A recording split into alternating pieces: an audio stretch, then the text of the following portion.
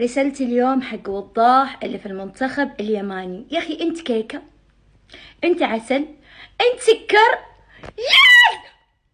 سوري بس صراحة أنت كذا فرحتي قلوبنا وقلوب اليمنيين كلها. كاس الدول ناخذ الكاس من يد السعودية. أمن الفلسفة والخصم لا روج، صارنا ناخذه ما نقبل الدية.